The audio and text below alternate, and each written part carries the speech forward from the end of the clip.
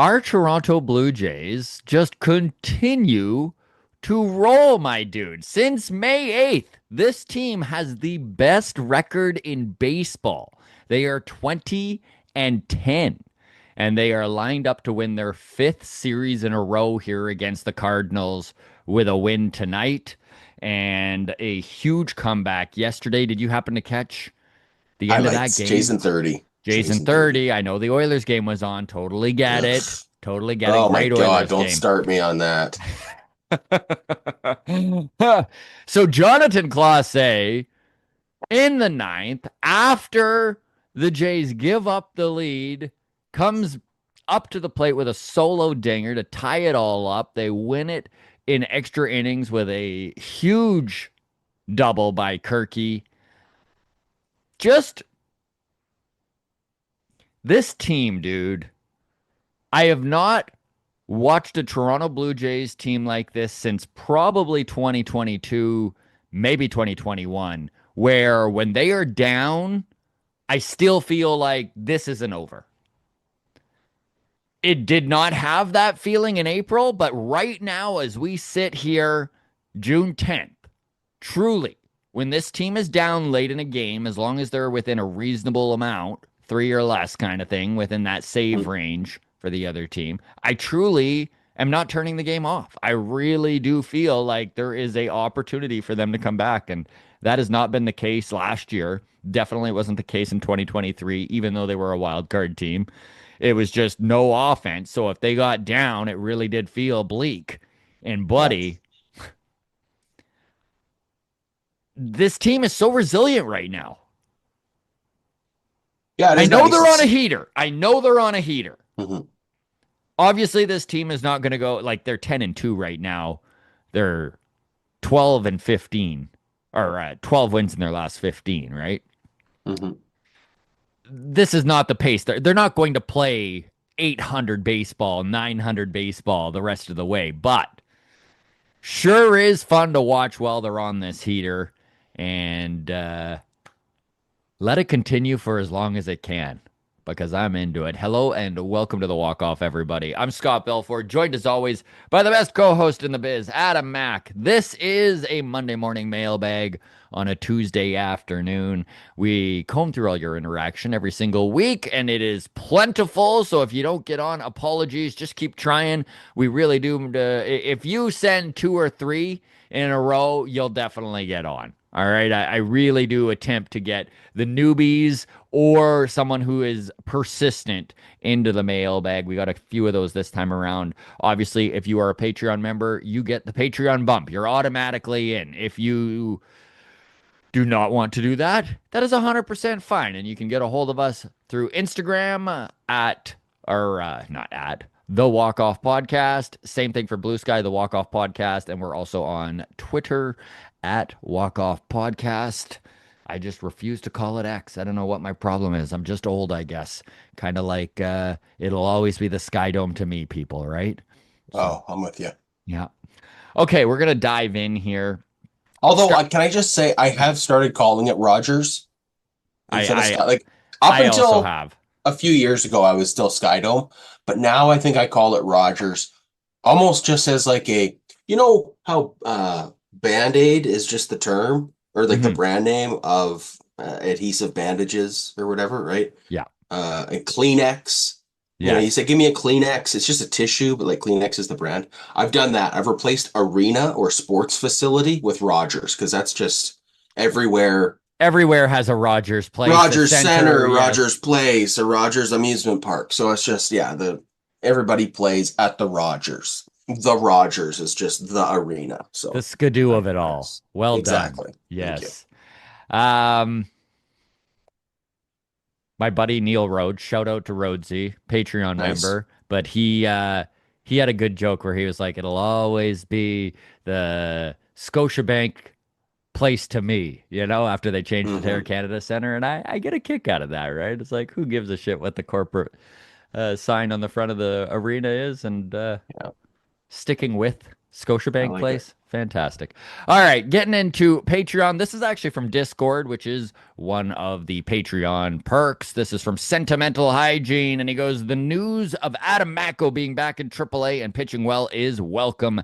Definitely need the starting pitching depth." And honestly, I know we talked a little bit about this on MLB Mondays yesterday, another Patreon perk there, but the starting pitching depth is starting to come back, and it could not come at a better time. Max Scherzer currently pitching to live batters. He pitched 3 innings, simulated innings against live hitters in Florida. The next move for Scherzer, they're not sure where they're going to put him, whether it's just going to be the Florida State League for a game or whether he's going to face opponents in Buffalo. They might send him to AAA for a game. So he is on the verge of returning. And the interesting thing with Max Scherzer, too, is I was listening to Jays Talk Plus with Julia Kreutz and Blake Murphy yesterday, and both of them were pretty adamant that they're not going to waste bullets with Scherzer, right? Like they're Hmm. not going to Hmm. send him to stretch him out Yeah, yeah, yeah, and yeah. get him to Let where him they find want the him. zone. Exactly. So they're going to bring him in as soon as he gets one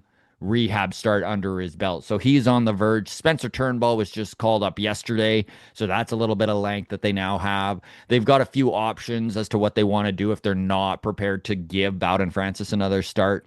Adam Macko, their top prospect, lefty wise, that was closest to the major leagues, is now back at AAA. He is going to be coming on the show hopefully next week. We've been messaging back and forth and trying to find a time, but Adam Macko, of course, the prospect that was returned to the Jays, Canadian kid in that Teoscar Hernandez trade, right? He was kind of the prospect throw in that they had with with Eric Swanson. Okay, moving on. Metal Manic. This is also in Discord. A Discord has just been happening lately, and it cracks me up because it's just basically a joke salad in there. Everyone's ball busting and having a good time. But there was a talk about Paxton Scholl's rat tail, and Metal Manic says, "I did a rat tail assessment during his appearance today. Having considered myself an expert for sporting a rat tail mullet combo in grade 3, I would have I'm to with you. disagree. I would have to disagree with such a designation. I'd consider it more of a trainee beaver tail." So there you go. The Paxton Scholl's rat tail, giving it a Canadian spin. Shout out to the rat tail in grade 3. I had one in grade 1 or 2.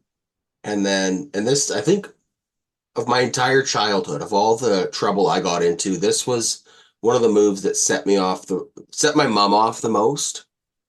Was went to a barber to get like a proper haircut, and I just wanted like a buzz cut, is basically. I didn't know what it was called at the time, Hmm. but I was like, just make it short and even all over. And I just remember when she picked me up, she was so mad because it was something that she could have done herself, like with no Right. fades or whatever, right? So She was just like, the "We idea, paid for this?" we paid $10 for something I could have done myself. So yeah, she was like quite upset with me, and my rat tail I did keep for a while. Like I had it in a little pony elastic, and I don't know why you're sentimental as a kid, right? Like Yeah. so yeah. Yeah. Shout out to rat tails. Rat tails.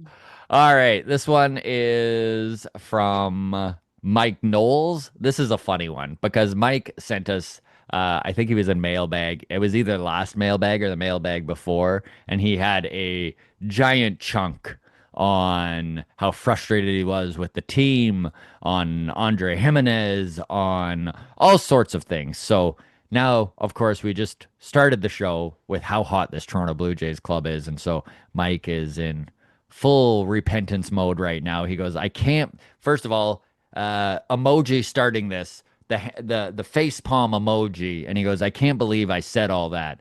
Really, I'm the most disappointed in that comment."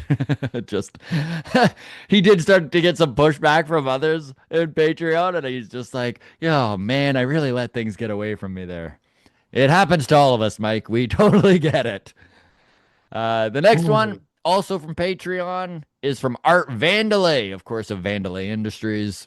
Hmm. By the way, everyone at Patreon, we do really appreciate the patronage. We could not run the channel without you, so thank you. We also appreciate any Seinfeld references you can muster. So, Exactly. He's really the double whammy is happening oh, here.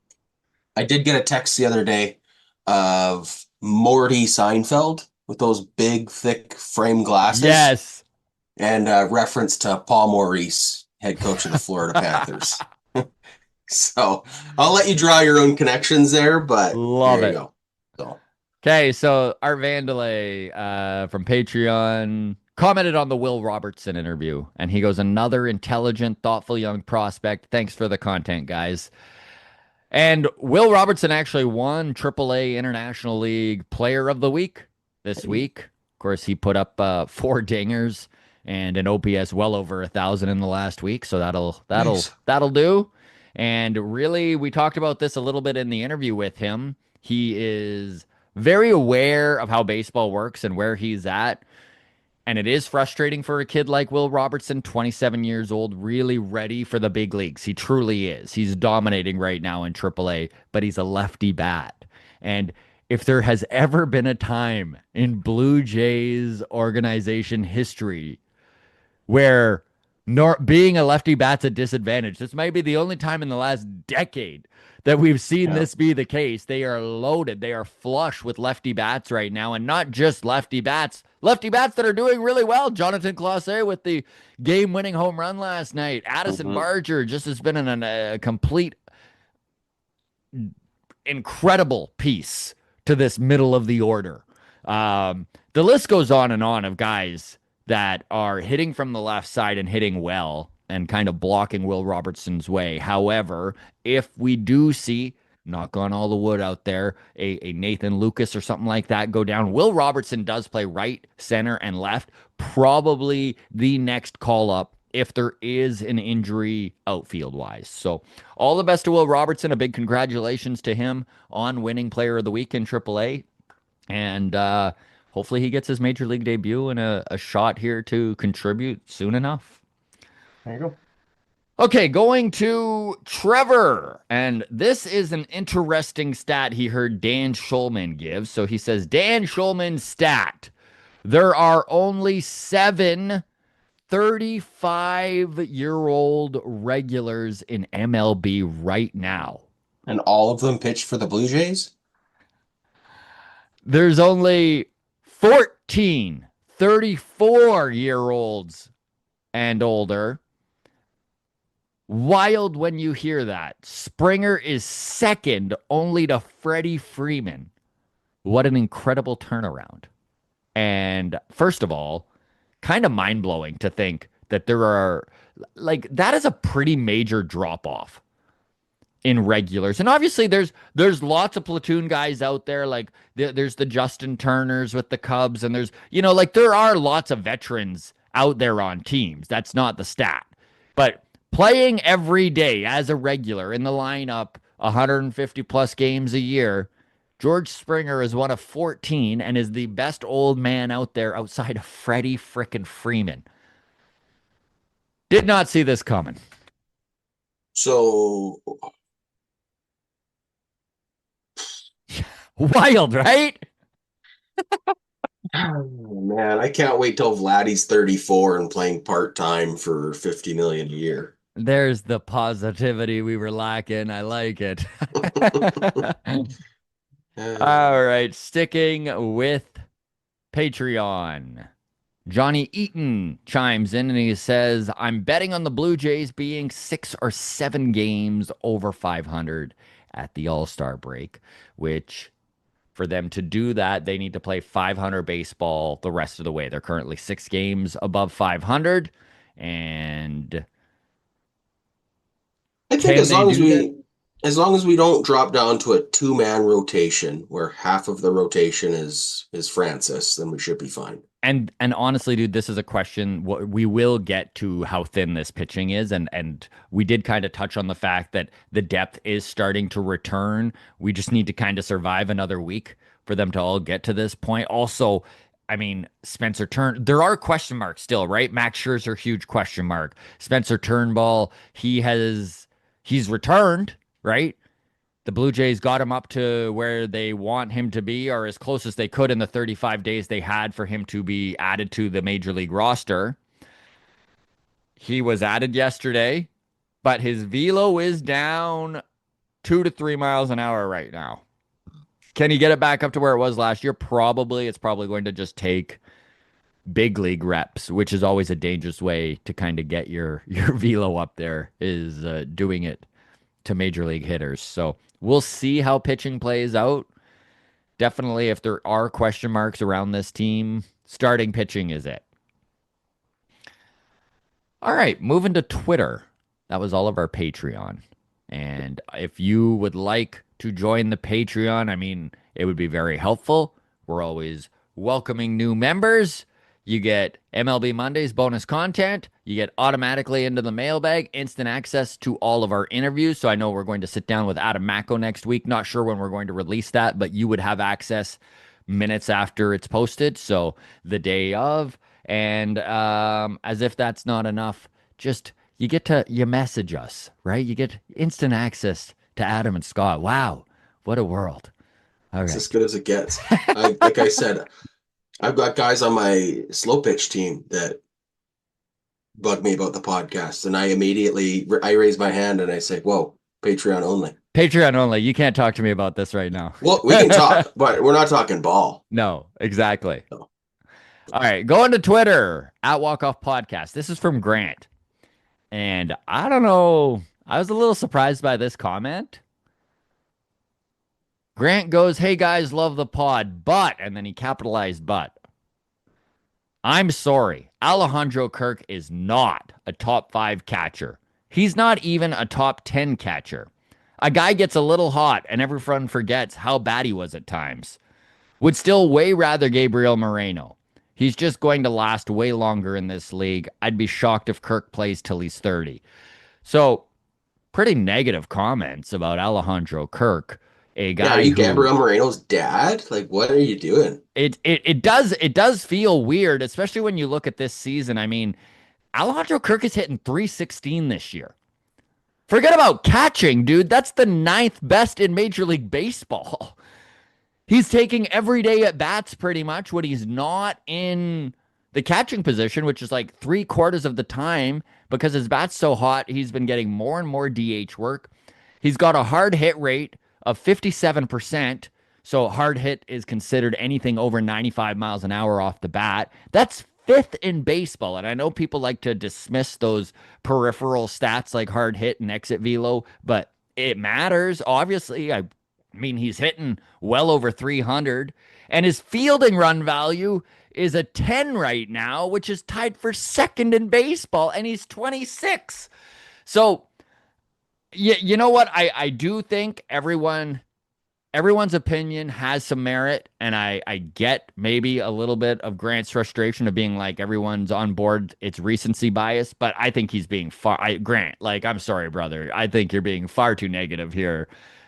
Alejandro Kirk is definitely a top 5 catcher in baseball right now. Right now, this year in 2025. Is he going to be in 2027? I mean, I don't have a fucking crystal ball, but I mean, let's live it up while he is. Yeah, and like to go as far as to say, like, I'd way rather have Gabriel Moreno, who has like been fine. Yeah, he's been fine. But he's not Cal Raleigh. Like, it's No. not, this isn't it. Like, oh, I mean, at the time, I was sad to see Moreno go as much as anybody else, and I had my concerns about Kirk. And Kirk has, I mean, that was the biggest question coming into the season: is playing full time, right? Like behind the plate, 130-ish games this year.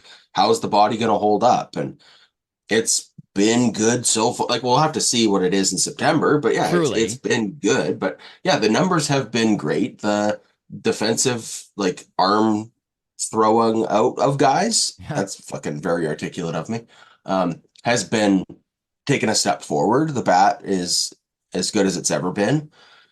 So it's just weird to be like, quite that still negative. Holding on to Moreno. So we're also, what, 3 years removed from that trade? That's the vibe I get from that comment too, Adam, is that this isn't even as much about Kirk as it is he's still mad Moreno left. And I don't really... Do you think this is just Gabriel Moreno has a burner account? And Because is that watching the walk happens. off. Yeah. It happens. These guys. I remember Deshaun Watson. Sorry, I'm mixing my sports here, but Deshaun Watson, quarterback for the Browns in the NFL, he had a hilarious. Uh, hold on. Yeah. Leroy Bickerstaff was this handle on Twitter.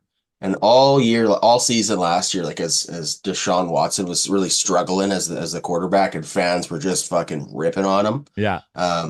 Leroy Bickerstaff was really coming to the defense of Deshaun Watson, and it turns out it was just Deshaun Watson the whole Amazing. time. Like, Amazing. so he'd be throwing teammates under the bus, and like, oh my god, like, he'd be like, well, maybe Deshaun would be okay if the left guard was able to help with Yeah. some protection a little bit. It's just like, oh my god. So in my mind, I'm gonna pretend this is Gabriel Moreno, just being like, yeah, I'd way rather have Gabriel Moreno on the Jays. He's way better.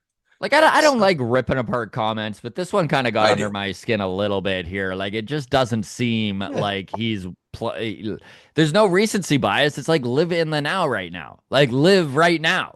Yeah, 2025, I mean, Alejandro Kirk's a top 5 catcher in the league. yeah, there's definitely a little bit of like you're still stalking your ex-girlfriend vibe to this Hmm. comment of like, Hmm. let's move on, man. Like, Yeah, you know, all right, she met her current husband while you two were dating. I get it. It hurts, but like also go find your own happiness. So exactly. Well put, Adam. You hear thanks. that, Gabriel? Find your own happiness. Thanks. One last thing on Kirky. 5 times a game, dude, when he's catching, he steals a strike.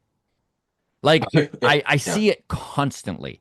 I see it constantly. Like he might be the best framer in the game, and I know that there's people out there that hate it, and I even have a joke about it where I talk about how framing is kind of like an Instagram filter, right? And it's just you it's not a actual representation of reality, but Yeah. nonetheless.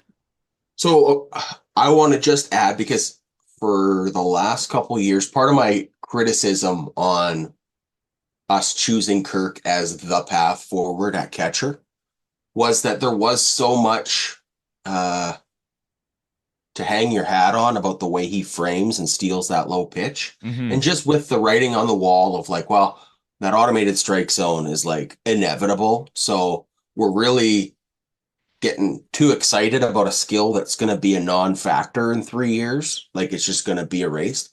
But I think the way I'm I'm changing on that stance, and I want to clarify that if it is going to be this challenge system Hmm. where the umps still call the game, and then it's up to the helmet tap to say, "Hey, I formally challenge it, and let's have a see." Um, then there's still value in the ability to steal a low strike, right? Because it's not unlimited challenges either, No. right? And so now you are putting the onus on the other team to be like, do I wanna or not, right? Like, Hmm. I mean, not to go back to hockey, but like we saw that with the Oilers and the Panthers and the goaltender interference, right? It's like you challenge it for goalie interference, you think it's pretty cut and dry. Turns out it's not, and now you're on the penalty kill. So then the next game, when that same thing happens and a goal is scored, you go, A little bit fuck it. hesitant, right? You Yeah. know what? I think it's goaltender interference, but man, we can't let that like also have a penalty kill after this. So fuck, let's just move on, right? So there's going to be a little bit of gamesmanship, and there's going to be value to that skill once the automated balls and strike system is implemented. So I just want to formally say I've changed my stance on that value add for Kirk, that is still going to be a value. So there you go. Going back to Twitter, this is from Phil Hearn, Australian Phil. He goes, Bargerass has emerged. What a demon of the bat that kid is. I also think Rat Rosen will smash some cheese balls soon, too. Kangaroo emoji, Australian emoji, kangaroo emoji, Australian emoji. So I think, as Phil says, fair dinkum. Fair dinkum, Fair Phil. dinkum, Yes, lads. there you Yep. go. So, Nice. hello, Phil. Always a pleasure hearing from you. Hope things are Uh-huh. well down and under. Indeed. Sticking with Twitter, this is from Michael Fair Sadavoy. dinkum. By the way, this comment was from last Wednesday, just to put a little bit of perspective on this. However, I still think it is very timely and Okay. on point. So even though we're killing it right now and this team is 10-2 and literally 20-10 in their last 30, there is still some concern in this area. So he goes, "Hey, gentlemen, got a question that seems very timely." Of course, approaching it 1 week later doesn't help this, but he goes, "Are we one injury from Gossman, Barrios, or Bassett away from being sellers? We are so thin on starting pitching, we are walking a very fine line with our three healthy starters. Other teams have lost more starting pitching than us and can make it work. Very frustrating." And so, again, just to put in perspective, this was a week ago. So So they we've were gone hot. 5-1 since then, Yes. or as I like to call it, 5 and Francis since then. What did you call him yesterday over text? Bloated Francis? Yeah, shout out to my buddy Brian who texted me that Bloden Francis can't have another start, Yeah. and so Bloden Francis, that is an unfortunately awesome nickname for a Yeah, terrible situation. it is unfortunate. And you know what? I still have a lot of hope that Francis can readjust. But no, Michael's on to something here. Obviously, Gossman, Barrios, and Bassett are that three-headed monster that you can rely on to log big-time innings. They're all three of them going to be well over 160 innings this year, probably over 180. Um, yeah, a bad taco to any of those three guys would be very difficult for this team to navigate right now. Here's a question. I'm going to put it up to you and the grounds crew listening. Yes. Who is the most singularly devastating injury, season-ending bad taco for this team? Like, who's the one guy? Like, and I think it's an interesting question because depth is a factor, right? Like the starting pitchers, yeah, that's tough, but they're also only 20% of the rotation, right? Like Yes. losing Max Scherzer hurt, but we Hmm. still had 80% of band-aids to get Yeah. through it, right? You think of Vladdy going down, like obviously awesome hitter, but then you go, we got a lot of like he's a first baseman for one, right? So like there is ways to replace him defensively, and it's not like he's hitting 25 home runs right now, right? Like it's Hmm. not like the Red Sox lose Bregman and they've gone 5-11 since then or whatever, Yeah. right? Like who's the most, in your opinion, irreplaceable on this team? Because I have one name that comes to mind pretty quickly. Interesting. I would have to go with Kirk, I think. Yeah, that's what I'm going with too. Like it would just, and I love what Tyler Heineman has done. And actually, it's great. I had so I'm no, I'm not skipping ahead. Okay. Okay. Stay focused here, Scott. There is a Tyler Heineman comment Okay. in the YouTube section that we will get to then. But yes, Tyler Heineman has been incredible for this team. 34-year-old veteran. He has been more than any of us could have imagined for this organization in 2025. But I just don't think this team has the catching depth to replace Alejandro Kirk. Forget about Mm-mm. at the plate, even defensively. And I think that this team would be in pretty rough if Kirky went down. So that's my answer. That's your answer. Grounds Yeah. crew would love to hear from you. Listen, Vladdy would be a nightmare too. I mean, even though he maybe isn't doing what we all want at the plate, he's still the offensive engine of this team. He is the middle of the order, and he is the guy that all pitchers are very wary of and will pitch Mm-hmm. around, right? Even Mm-hmm. if he's just barely an 800 OPS guy and he's not hitting the bombs we all The want. threat's there. All of this, he's the threat is there, and he does scare pitchers. So yeah, that would be devastating too. But yeah, I have to go with Kirky. Yeah. All right, moving on. This is from Instagram. This is from Jason. He goes, "Hey guys, love the podcast. I think it keeps getting better." So thank you, Jason. Kind words. I know a few weeks ago, before this team got hot, you mentioned that it felt like it lacked an identity. Do you guys think that's changed during the hot streak? So intangible here. Right. I will say, Oh, your fucking camera's I driving me nuts know, right now. man, You and raised your hands too I high in know, your and now it's stupid like AI just cameras. Like, fucking, it's killing me. Just fucking stop it. There we go. Again, every single day, I'm like, I gotta fix this and turn this off. I get uh, messages from listeners and from the people on YouTube, and they're like, "This is an easy fix, Scott. You just need to go into settings." And then I don't think about it until until literally right now. during the podcast. I'm gonna Yeah. even write this down right now so that I can frickin' do this here. Uh, Unreal. Okay, so does this team have more of an identity? I will say, when you win, it is far easier to feel like the clubhouse is great and there is an identity being forged. It's easy to panic when you're losing and be like, this team sucks. They don't have an identity. And I mean, they were sucking, and that was one thing I felt like they lacked.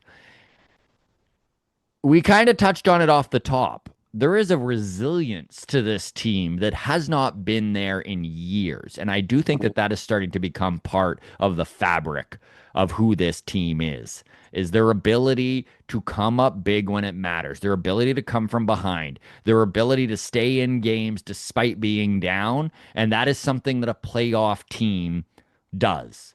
Right. I think there is, I'm going to pull it up here. So just give me 1 second. But Keegan Matheson quoted, by the way, Keegan Matheson's book, The Franchise, I've been reading it. I'm about halfway through. It is incredible. If you are a Blue Jays history nerd, you need to check out Keeg's book. It is so good. You can get it on Amazon. It's all over bookstores in Toronto right now and probably Canada. So definitely check out our good friend Keeg's book. But he is quoting Jose Barrios. And Jose Barrios said that a win like tonight's tells him a lot about the 2025 Blue Jays and the value of the clubhouse they've built. And this is the quote. He goes, "That was a playoff game. That was a playoff team." So there is something to be said for the guys within the team believing, right? I mean, everyone knows the saying sports is 90% mental. And that is part of it, right? Truly having that belief within yourself that you can come back. Forget about what the fans feel like. Does this team believe that they can come back when they are down? And the answer is a pretty resounding yes. So, does this team have an identity yet? I think it's being forged right now. I think it's being built as we speak. But I think the crux of it right now is that they may be down, but they're never out. And I love it. uh, Baseball is 90% mental. The other half is physical. That is Yogi Berra, Yogi Berra. the king. Uh, All right. Thank you to Jason, by the way. We always go through our Instagram. That's the Walk Off Podcast. Same thing with Twitter at Walk Off Podcast. And we're on Blue Sky as well. We do have a Blue Sky message here from Mason. And he goes, "Holy shit, boys. Trey Savage to the moon. You guys figured he would top out at Double A this year. Might be some word eating coming. This kid will hit the majors come September." So, yes, the number 2 prospect in the Blue Jays system and probably the fastest rising prospect we've seen in some time. Starting pitcher Trey Savage just got the call up yesterday to Double A, so he is headed to New Hampshire from Vancouver. He had only played with the Canadians for not even a full month when he was called up from Dunedin. Let's let's pump the brakes just a little here, Mason. So I will say this, and Keegan Matheson said the same thing yesterday. Basically, was that he would have given Trey Savage a 0% chance of playing in the majors at the beginning of the season. And he's like, I can't say that anymore. He doesn't think that he's going to get called up to the majors in 2025, but who knows? We did just spend literally 10 minutes talking about how thin this pitching depth is. And you never want to waste bullets. And who knows if the kid is hitting the strike zone and doing what he's doing, maybe we do. But he is young. He has very limited professional baseball experience. And I think when it comes to development, the Blue Jays would far prefer to give him his shot in 2026. And I could be speaking out of turn here. I don't have any inside information. I don't know. And there is plenty of reasons to be high on this kid. I'm with Mason. Trey Savage to the moon. Love it. Uh, But it is asking a lot from a guy to start in the Florida Coast League and then make that jump 4 times to the big leagues. He's already exceeded every expectation. Truly, I think what the Blue Jays were hoping is by the end of the season, he gets called up to Double A and gets a taste of it so that he's kind of ready to get called up to Triple A next year and maybe make the jump in September next year. And I think he's going to finish the season in Buffalo. I do think that he is going to get the call up to AAA. I would be shocked if he's a major leaguer in 2025, but you know what? I would love to be wrong because if I'm wrong, it means he's been so dominant that he was undeniable. just one factor to consider with Trey Savage. This is our first round draft pick from last June's draft. So it's his first year of pitching out of college. He pitched 90 innings his last season of college ball. Mm-hmm. Sorry, 93 and a third. He's already at 50 and 2/3 innings pitched this year. And the general wisdom is like 40-ish inning increase for a workload to increase ramp. I was just going to say they probably want him around 120, 130 this year, right? So he's pitching around 5 innings per start right now. So like maybe another 14 or 15 starts for him this season, mm-hmm. which, that's, I don't know if he even pitches to the end of the year. Like they're going to be in that like late August, early September of like, okay, maybe we start winding him down, right? Like as soon as he passes that 93 inning threshold, and now we're kind of in that uncharted territory. It's not like, hey, buddy, off to the majors. Good luck. It's going to be like more careful than ever because, again, this is one of our top prospects. When a top prospect is exciting, but also kind of fragile. And we have a recent track record of like that not always going well. I would say still no chance he's pitching the majors this season. The only reason I would even give it a 1% chance is because Ross Atkins is sort of on the hot seat right now because it really does go against everything we know about this front office to burn a year of control. Because if they call him up in September, like they can still manipulate service time if they just wait till like April 28th of next year. And I know that there's a CBA coming up and I know that the rules may change and all of that, yada, yada, yada. However, we do have a track record that we can look at here when it comes to Shapiro and Atkins and how they act with prospects. And normally they err on the side of caution. And if they can squeeze extra service time out of these kids, they do. And Trey Savage is a high enough prospect on that list where, yeah, an extra year of arbitration or an extra year of control is a big deal. And so are we going to see him more likely called up middle of next year? I would say that's my bet. But if there is a 1% to a 5% chance of him getting called up, it is because maybe Atkins throws that caution to the wind because his back is against the wall. He might not even be here next year. Maybe Savage pitches great to the 93 inning mark. And then part of the like winding down is shortening starts. Okay, you're not going out for 5 or 6 anymore. You're going out for 2 or 3. And then you're going from being a starter to being a bullpen of like, okay, you're going to get 1 inning in the eighth of a triple A or whatever. And if he's Mhm. continuing to do well there in that role, then like maybe that's a path. Yeah, Not like to bring him up maybe as a starter, but maybe like, there is an Aaron Sanchez yeah, 2015 used out of the bullpen in high right, leverage situations type of thing where he can really let his gas go. Like this is a dude who throws 101. So if right. all he has to do is concentrate on one inning, One maybe and go throw some bullets yeah. and relax. That's still, I feel like a Still, risky I really do proposition. feel that's a long shot also, man. But Yeah. yeah. All right, going to YouTube, going to Dultramarist. This is in concerning our Trevor Bauer talk at the end of last Friday's episode. He goes, talk about Trevor Bauer and sticky stuff, and then Spider Tack mascot shows up. This is when we were in the middle of the Spider Tack talk, and there was a spider on your wall, and you had a little bit of a I forgot about that. So, talk about Trevor Bauer and sticky stuff, and the Spider Tack mascot shows up.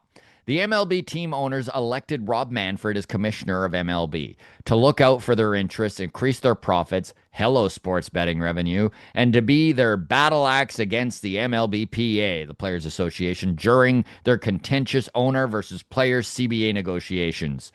Manfred represents MLB owners and ownership, and MLB ownership is loyal to Manfred. If Manfred blacklists a player, ownership will hold the line and not sign that player, especially since that player was outspoken at undermining and calling out Manfred as the horrible commissioner he is, had a prominent role in the sticky stuff fiasco, and added fuel to the labor disputes that affected the last CBA negotiation.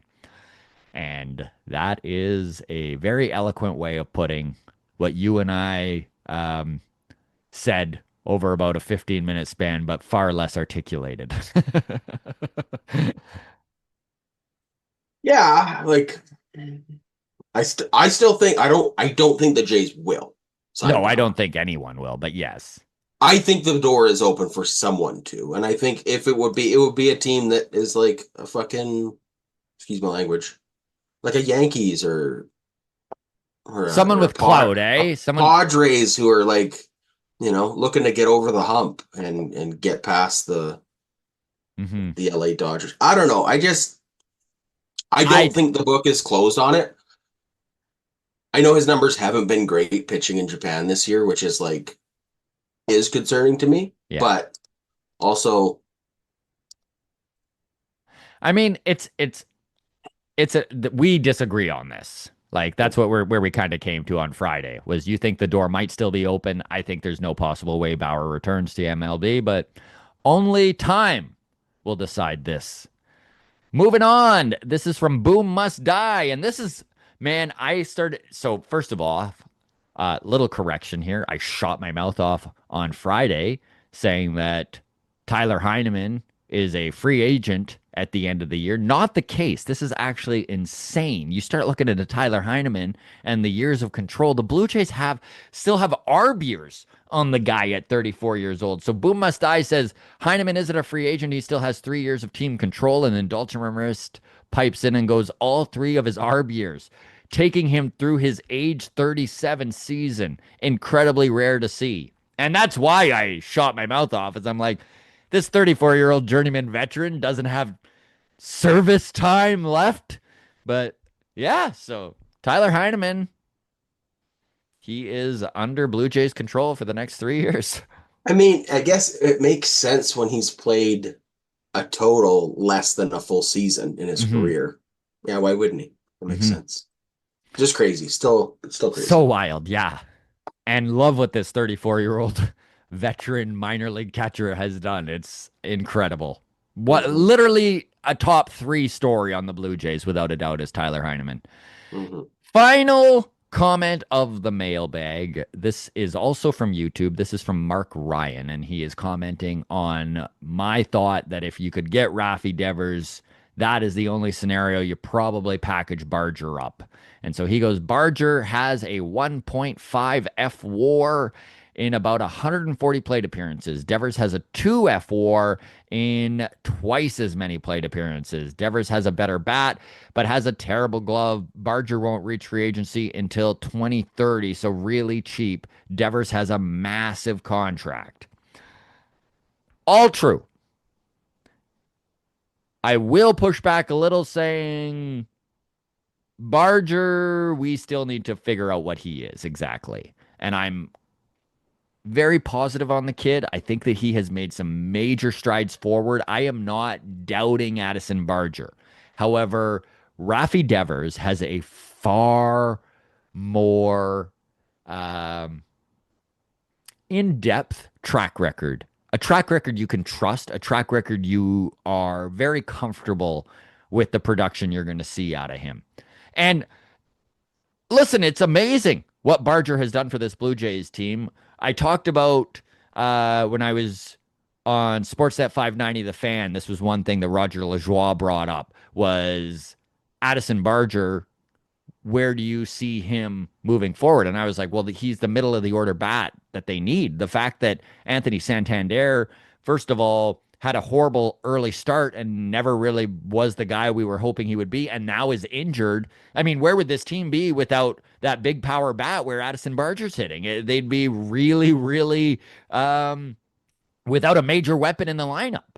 So Addison Barger has been a godsend for this Toronto Blue Jays team. So everything I'm about to say, I don't want to make it seem like I'm shitting on the kid, but he is a kid. He has limited Major League Baseball experience, and we are sort of waiting on the pitching to readjust to him. They always talk about 1,500 at bats. And I don't know if you've got Addy's numbers pulled up here, Adam, but I'd love to see where he is at for his career right now with just plate appearances.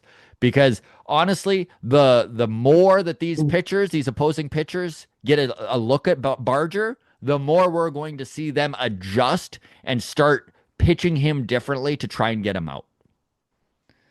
383 career plate appearances. So he is still like just over a quarter of what you want to truly get a read on what he is. He's like halfway through one full-time season for a sample size, and you want like 3 full-time seasons to really understand. So yeah, that's the context for how small the sample size is still. But Now, Mark Ryan's what do we point, always say here though? A good small sample size better than a bad small sample size. it is our MO, and Mark Ryan is hitting the nail on the head when it comes to controllable and cheap. That is something that Addison Barger definitely has going for him over Rafi Devers. I will say that Rafi Devers would sure look good on this team too, but I mean, again, it's a pie in the sky idea. I was just saying that Addison's Barger's value is probably the highest it's ever been. I would say the idea of that trade or something equivalent, because I do think like the AL East of it all is a factor. You don't like trading within the division. No, you don't. Neither team would be too excited to do that. I would say that trade in general, though, would be something I'd be more comfortable with if like this off season for one. But the extra context of it being if the Jays make the playoffs and if the Jays aren't just swept in the first round and like we do a little bit of damage and we're a little bit frisky, like I'm not saying we got to be a World Series contender, but we got to be a World Series contender in order to eschew that young value for the production and cost, right? Like if we got to the ALCS and lost to the Yankees in 6, and we go, man, having Devers sure would have been nice, right? And we're close, right? Like we're right there. Yeah. That's when you can go, okay, let's get rid of Barger because we're pushing our chips. We're going all in. All the cliches you want to say. That's when you make that move. I don't think you can make that move. No, not at the deadline. When you're this far out and like we don't really have, even if, I mean, I think Rays and Jays have been the best 2 teams in baseball over the past 30 days. But even if we stayed like that, I just don't think we're realistically close enough, especially with how shaky our pitching staff is. Yeah. To like say, well, we're going to shorten our window to really go hard right now. It just doesn't make sense. But this off season, if like Bo leaves So you're like, okay, well, there's Fairly 20-ish major million a bat year and that's moved up. money. And Yeah. so like the money isn't needing to be spent on Bo. Because if you traded for Devers at the deadline, that's the final nail in Bo's Yeah. leaving coffin, Yeah. right? True. So I think you want to keep that door open because there is still a chance he tests free agency and the money isn't quite what he thought it was, and we can still get him even on like a 3-year bridge deal or something like. But Hmm. if you have Devers, I don't think no matter what Bo wants, I don't think it makes sense to bring him back. I don't think he can afford to. So yeah, Devers maybe the offseason or something like that. But I don't think Barger gets moved this year. I And I don't agree. think Barger gets moved for a bullpen piece either. Like it would have to get a significant Oh starter yeah. back. Oh yeah. You would need to. I think this front office has learned their lesson of trading power hitters for bullpen pieces, or I Yeah. sure freaking hope they have. On that, we will call it a day. Thank you so much, everybody, for all of your questions and comments. We do this every single Tuesday, unless we do it on a Wednesday. Either way, you can always reach out on Twitter at Walk Off Podcast, Instagram, the Walk Off Podcast, same with Blue Sky. And if you are a Patreon member, well, thank you so much. And you automatically get your questions in.